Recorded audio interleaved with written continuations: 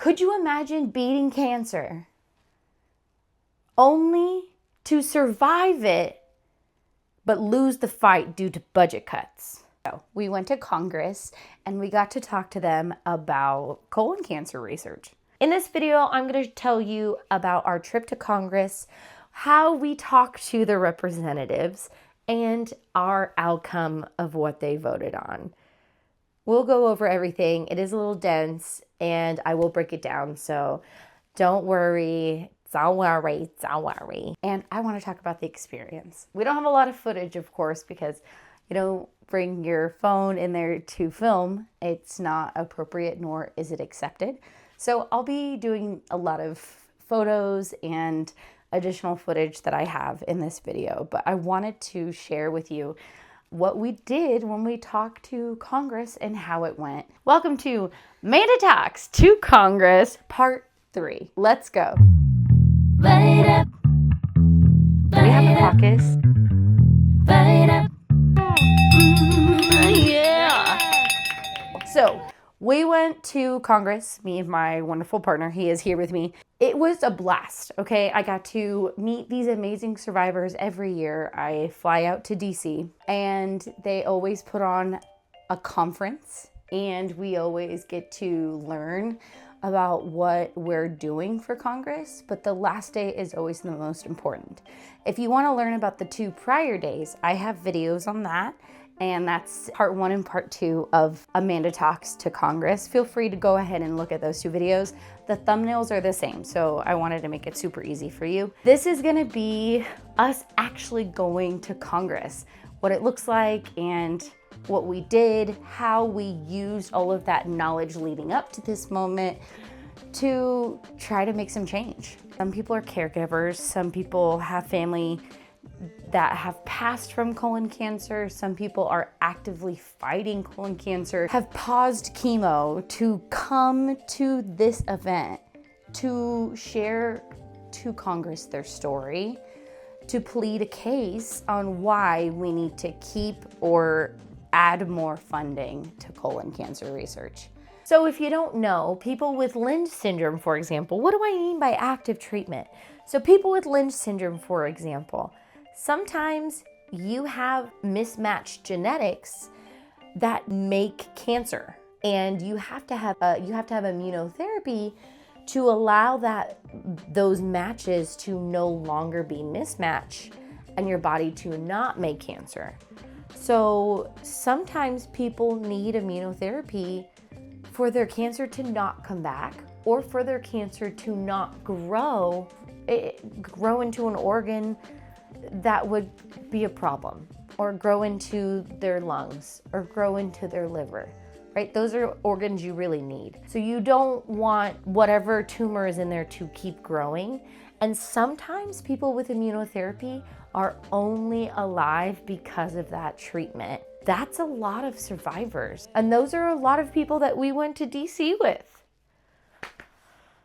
So we went and it was rough. We go to Congress and we find out that this year looks very different than all the other years. Every year, the government gets a budget, okay? And that budget, let's say, is like, theoretically, it's $10. Well, you know, because of inflation and things, the next year you expect it to be around 10 plus then some, right? Well, this year when they concocted the budget, they cut it by 57%. And unfortunately, the parts that they gutted were the constitutionally directed medical research programs. And that is where our cancer research comes from. And it stands for the CDMRP. And I'm gonna go into what that is, okay? So every year we go to Congress and we're like, hey, usually we say, last year we had $10. This year, give us 15, right? That's usually what we do. But this year is a little different. So this year we show up, we roll up, and the brakes hit. We have gone to the country, right? And we've asked them, hey, would you like to give these cancers funding because they're being attacked on the people like a war? Can you fund us research to help them not be attacked? So they give money to cancer research like breast cancer, prostate cancer, lung cancer. Those cancers get money from the DOD funneled into them directly so they could have research and they could have the best chances of those cancers in our society not just impacting us like a war. This year, we went to Congress to ask them to do the same. We said, hey, we want the same funding as them. We want the same funding as prostate cancer. We want the same funding as breast cancer. But the minute we walk in the door, they say they're gonna gut that already existing program that you don't get funding to for colon cancer. They're gonna gut it. And that program does include veterans and it does include the VA. So that is very, very bad.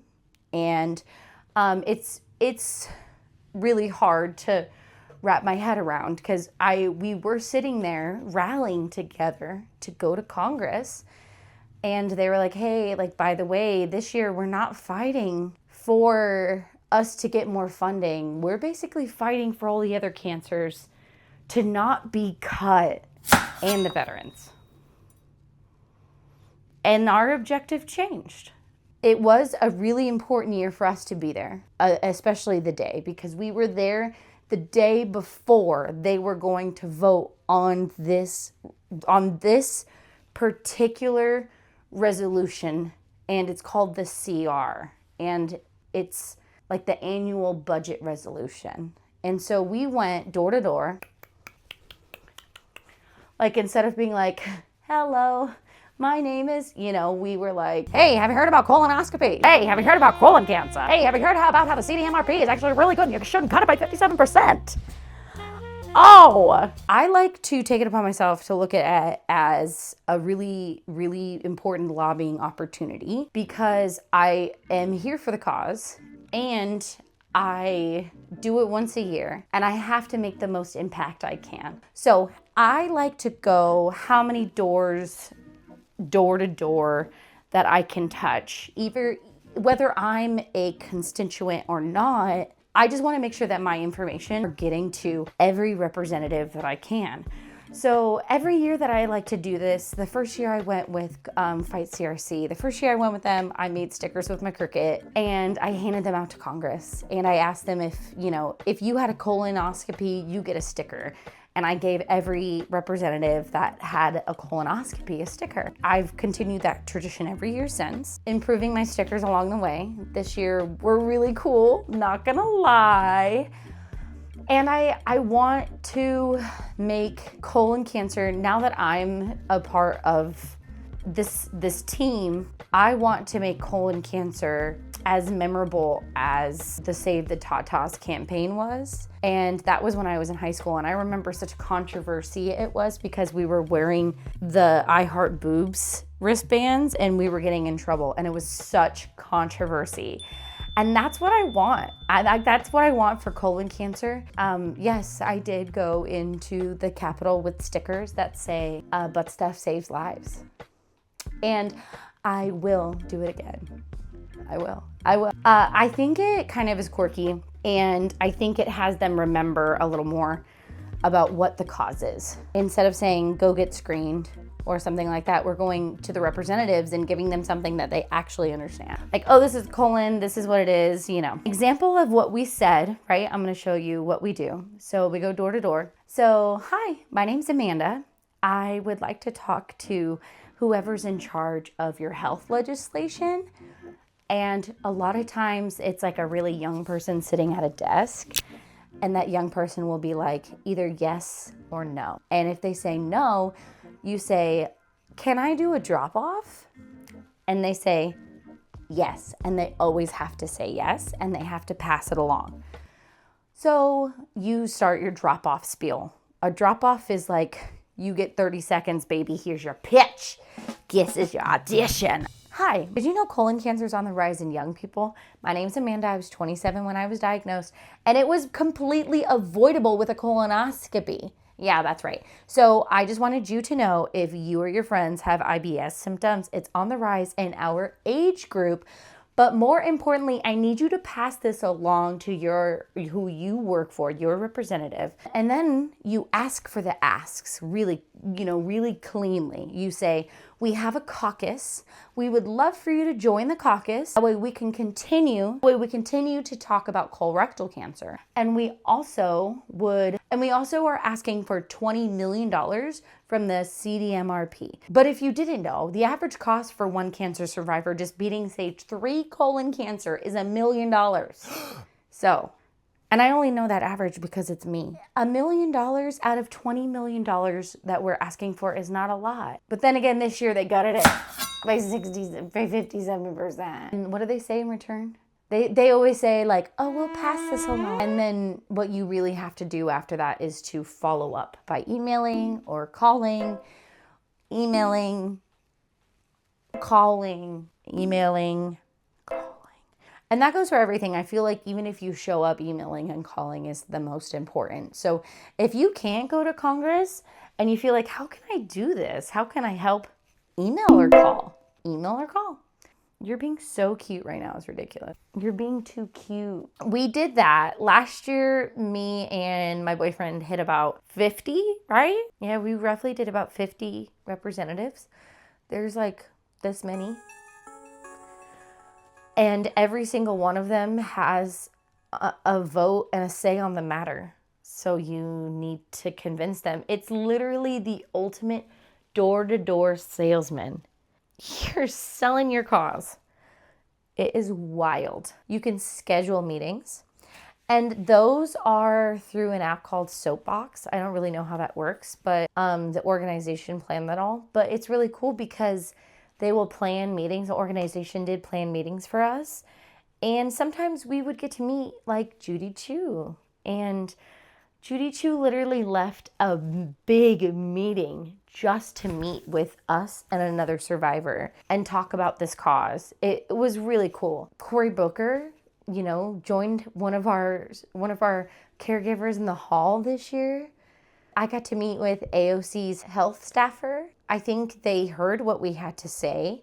I think a lot of times they hear what we have to say, but a lot of times they feel like, well, there's no funding to provide. How could we help you? And that was the hard part after all this, was we felt hopeful that we could possibly keep the budget at least, or give them an example. Say, hey, we are examples of cancer survivors who are only living because of this treatment that we have right now.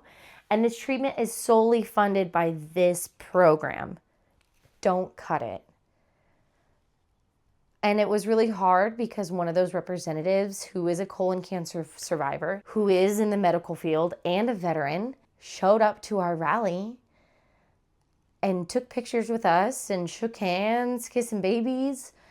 And then 24 hours later, Mark Green from Tennessee voted to gut this budget. And now he's backpedaling because he knows at what a loss this is for the veterans. Because he's hearing them yell at him. And I know this because I check his comments on a daily basis. It's wild to me. He literally showed up and was like, I'm a survivor. I have your back. I'm here for you. Let's do it. And then 24 hours later, behind closed doors, in that very same building that he's standing in front of, is like, shh, yeah, got the program. Yeah, it's fine, got it. And is like, I love supporting cancer and research. But where, Mark Green, where? Donde está? Where is your support for cancer research or the veterans? This is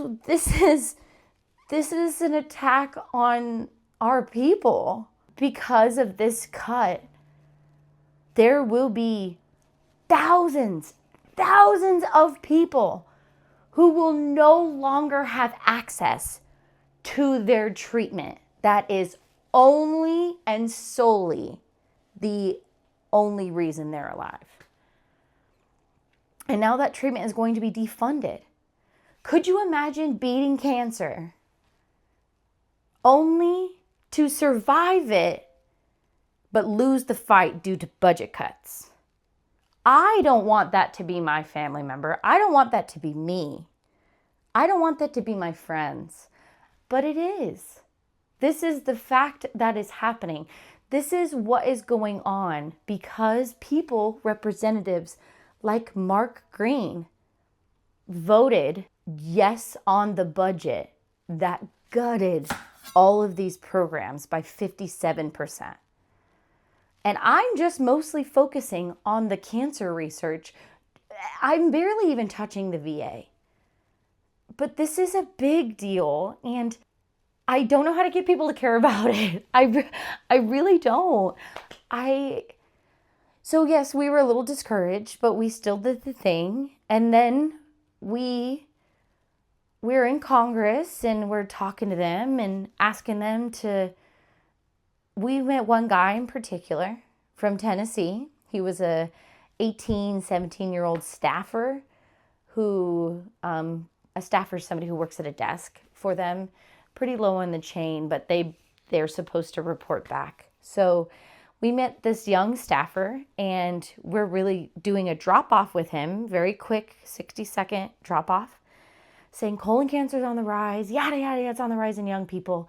And it looks like he doesn't care, right? Like his face is kind of deadpan. And for a second, I really didn't think we were getting to him. And then he says, I know, my mom died of colon cancer. And I will never forget that his boss, that man that he works for, later the next day voted to gut this. And I called the next day and I told them, your staffer, his mom died of colon cancer. This is what I'm saying by we are starting to actively be under attack. Like, listen, like, when are we going to start listening? So they were they were making the decision on that bill that night. We talked to Congress that morning before they made the decision, and our rally was the day before. So we went door to door that morning telling them, don't cut it, don't cut it, don't cut it. These are faces of people who will not survive this if you cut this budget. Don't cut it, don't cut it, don't cut it. And they're like, we hear you. We hear you. And then they cut it. I just want to say that there is one Republican that voted to not cut it. I don't remember his name, but I'll out of here. Thank you. All the other Republicans did. Every single one of them, including Mark Green. Love you, bestie. And then they still sleep at night. We pay for their colonoscopies so they can avoid having colon cancer. It's just wild. It's wild to me. But then we showed up to a party and they put on like a colon cancer party and it's always really fun. We get to dance. We show up and then they make an announcement. Hey, I know you've been going door to door all morning on that thing that you're fighting for. Well, they gutted it. They gutted it. And that's the cancer survivors that can't change it and might not be back the next year and who party. And then there was me, sad, sitting there being like, I want to party with my friends because this could be their last time to party. And it's clear that they're living it up. But this is why this could be their last time to party.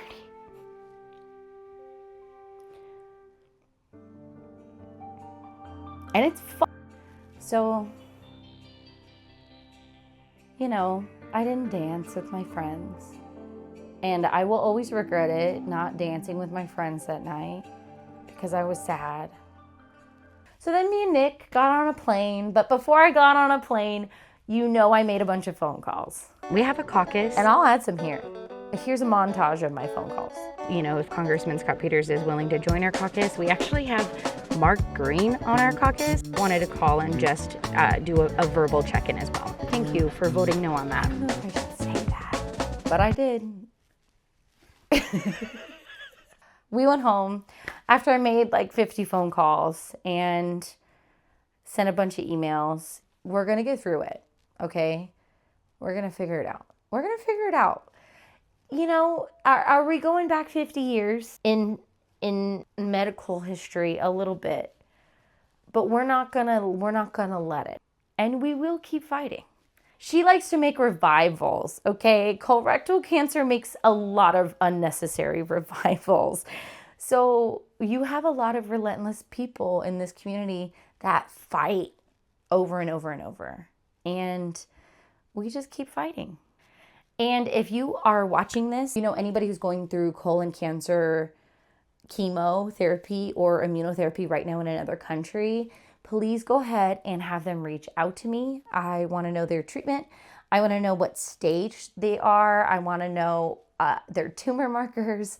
I want to know everything so we could possibly compare treatments to other countries now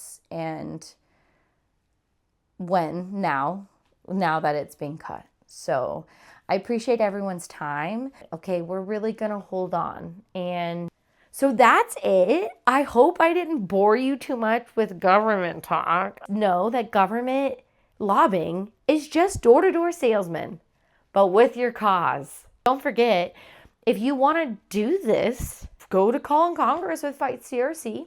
They teach you everything. They show you how to do it. They give you the conference before, then they give you a little party. It's a fun time. It's like a 3-4 day event. We have a blast. Thank you guys for coming along with me. I really wanted to share what happens there because Call in Congress is so cool, but it's hard to describe what it is because a lot goes on. So see you guys next time and stay out of trouble. But most importantly, stay beautiful. Bye. Go email them right now, okay? Go email your representatives. Go. You got this.